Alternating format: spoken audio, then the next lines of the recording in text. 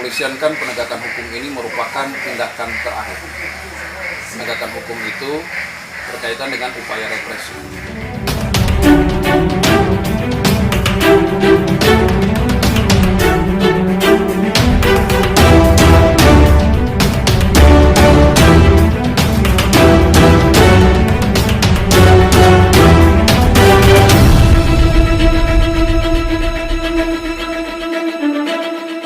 Wilayah hukumnya Polres Kebiai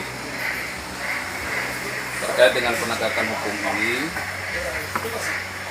Dalam kepolisian kan penegakan hukum ini merupakan tindakan terakhir. Penegakan hukum itu berkaitan dengan upaya represi, itu paling terakhir. Nah, tindakan yang pertama kita lakukan adalah secara preventif. Apabila dua tindakan ini dalam mendekatkan diri kita dengan masyarakat melalui himbauan, melalui sosialisasi, tatap muka, sambang dengan tokoh-tokoh masyarakat, itu sudah kita lakukan, lalu kemudian terjadi tindak pidana di lapangan, otomatis penegakan hukum sebagai langkah akhir yang perlu kita lakukan. Kenapa kita harus melakukan penegakan hukum? Supaya kita masyarakat juga sadar bahwa kita semua yang ada di dalam bingkai NKRI ini tidak ada satupun namanya kebal hukum. Kadang orang berbicara bahwa hukum tumpul ke atas tetapi tajam ke bawah. Tapi kita lihat situasi di lapangan bahwa tidak seperti itu yang dibicarakan. Hanya saja khususnya di Kabupaten Lugiai ini, karena masyarakat kita ini memiliki kearifan lokal, budaya setempat, hukum adat setempat. Kita juga sebagai anggota kepolisian kita harus mempelajari karakteristik lokalnya seperti apa. Artinya kalau itu berkaitan, setelah saya tatap muka dengan beberapa tokoh masyarakat, apabila itu berkaitan dengan permasalahan-permasalahan saudara-saudara kita yang OAP di atas, yang di luar tindak pidana kriminal, yang masih bisa ditangani oleh adat setempat, kita berikan kesempatan untuk kearifan lokal itu berlaku. Namun tidak tertutup kemungkinan ketika mereka buntu, terus mereka menyampaikan, Pak Kapolres, kami membutuhkan pendampingan hukum, dengan siap sedia. Kenapa tidak? Berarti masyarakat mau membuka diri untuk menerima bahwa adanya hukum yang berlaku di negara ini, begitu. Tetapi kepada adik-adik kita yang kemarin masyarakat kita yang oknum masyarakat yang melakukan tindak pidana seperti pemalangan, pemerasan yang di ujung-ujungnya menggunakan kekerasan yang menggunakan senjata tajam, ya perlu kita tindak tegas. Tindak tegas itu bukan berarti harus memukul, menembaki, tidak. Kita lakukan penangkapan, kita lakukan penahanan.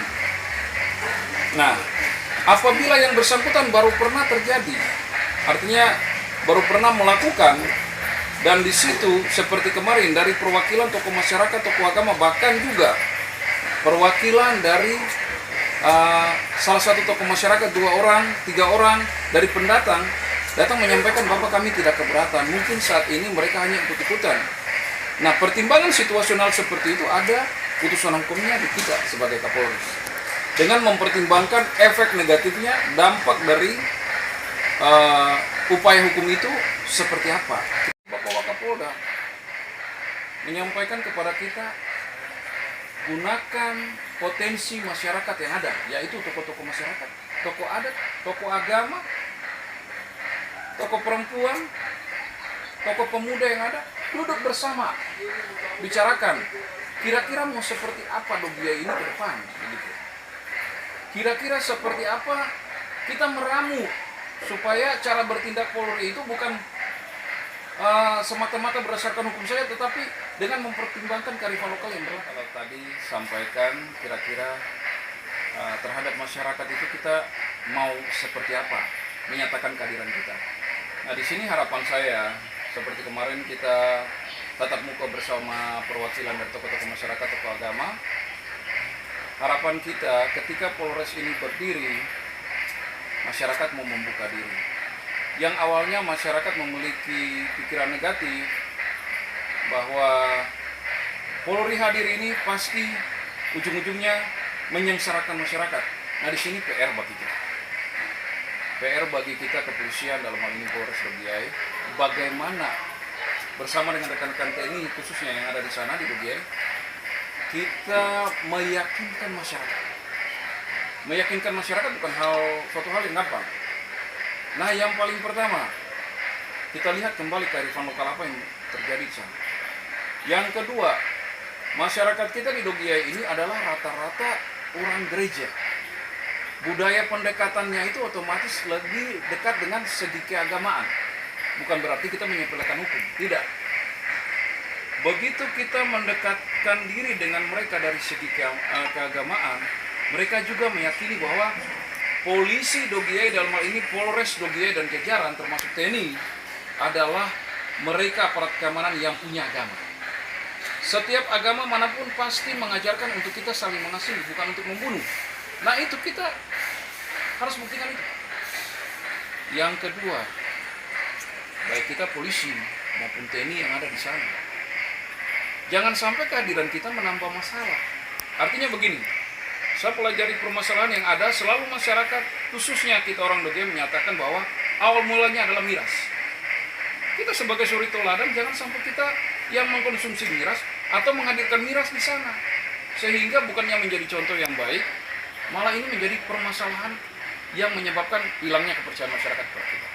Yang ketiga, yang tadi rekan-rekan ada singgung mengenai keterlibatan Pemda sebagai seorang Kapolres, yang mudah-mudahan ke depan segera kodim terbangun.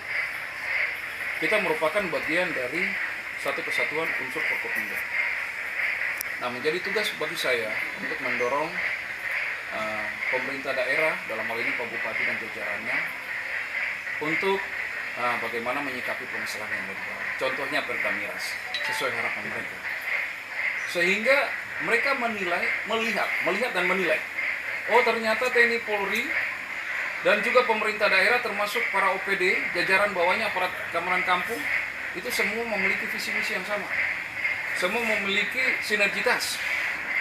Sehingga ketika terjadi permasalahan di masyarakat, kita semua bahu-membahu. Tangkap menjual miras, dendanya sekian lebih besar daripada yang ketangkap miras. Belum lagi salah satu peraturan yang mungkin masih jadi kontroversi, ketika ketangkap harus diarak keliling telancang dalam kota, itu masih kontroversi.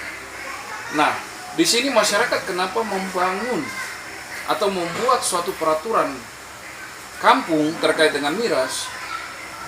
Nah, mereka menginginkan yang tadi, keterlibatan pemerintah daerah dalam hal ini untuk segera menetapkan perda miras. Dan mereka sudah sampaikan kepada kami, Bapak, kami tolak miras.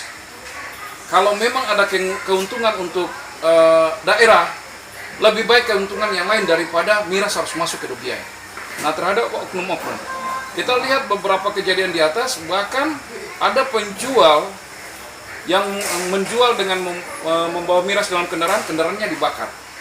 Itu kilometer, kalau tidak salah kilometer 181 di Gokpuya, di kampung Gokpuya sebelum, kalau dari kilo 100 sebelum dapat Polres. Nah, ini ada bentuk-bentuk protes dari masyarakat yang bagaimana caranya kita polisi ini merangkul mereka, memberikan masukan kepada mereka bahwa tidak main hakim sendiri, tapi bagaimana kita luruskan.